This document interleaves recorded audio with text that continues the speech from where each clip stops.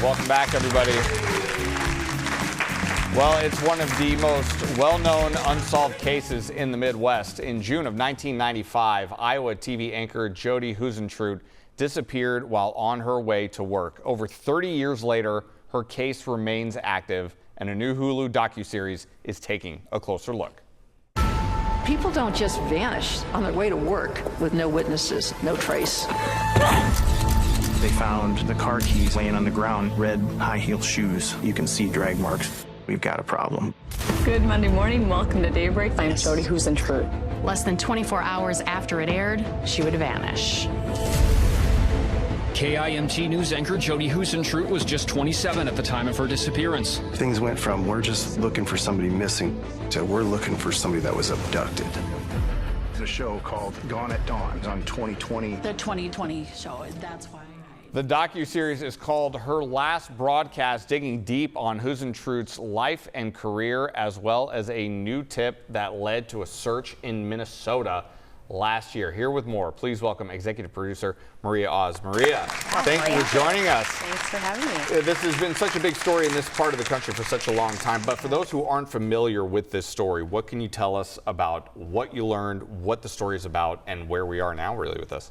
Yeah, it's just been the 30th anniversary of this case. It is one of the biggest missing persons cases in the Midwest. Jodi Huisentruit was the morning show anchor at KIMT TV in Mason City, Iowa.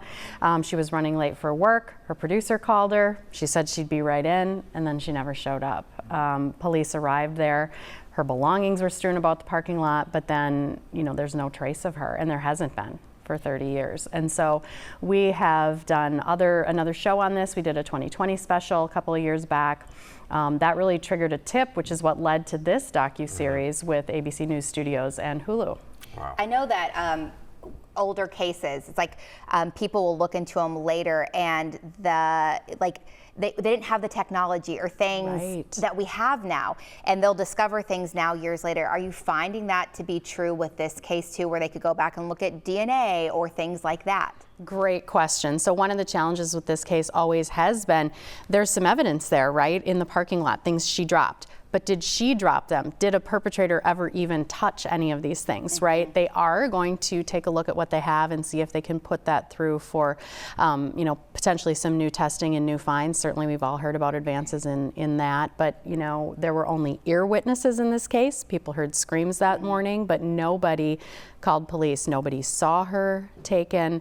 It's a really challenging one to solve for the Mason City Police. Yeah. And she has never been found. She has never been found, but certainly no one has given up hope. And I think that we hope that this series helps keep attention on that, and that there probably is someone out there who has information. And boy, now is really the time to come forward. It's been way too long. Yeah, Maria, and as you've been studying this case, was there any indication that she was in danger before this happened at all? Right, another good question. She had reported that she thought she was being followed at one point, and this was in October. She went missing in June. But it wasn't really, I think, what the police would consider to be stalking or anything like that.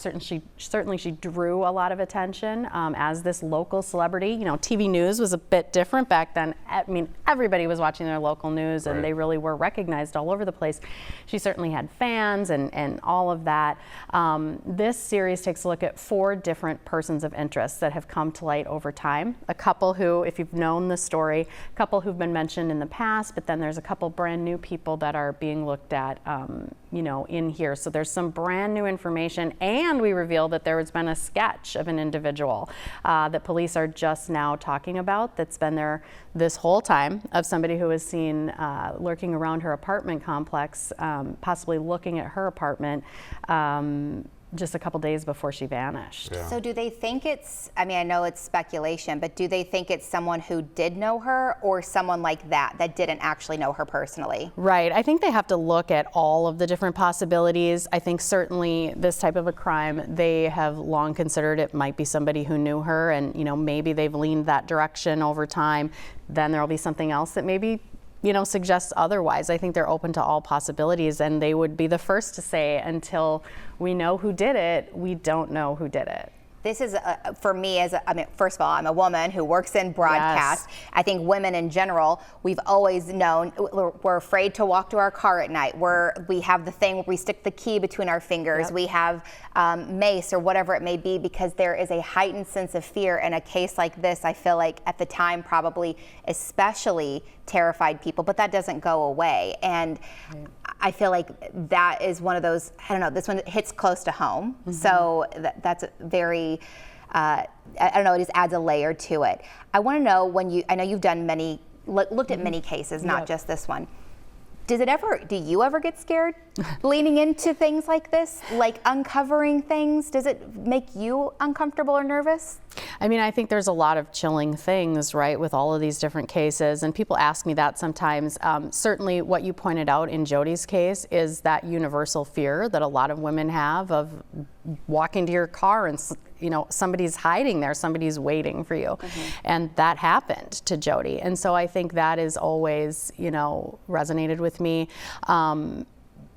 People who want to do bad things are out there, you know, but you can't live your life really thinking about that either. Mm-hmm. But I hope that, you know, shedding light on her case, you know, makes everybody a little bit safer if we can figure out who did this and, you know, get them behind bars. Yeah, absolutely. Everybody certainly want to see the case resolved. But you mentioned there's new tips, there's been some new evidence. What have you discovered?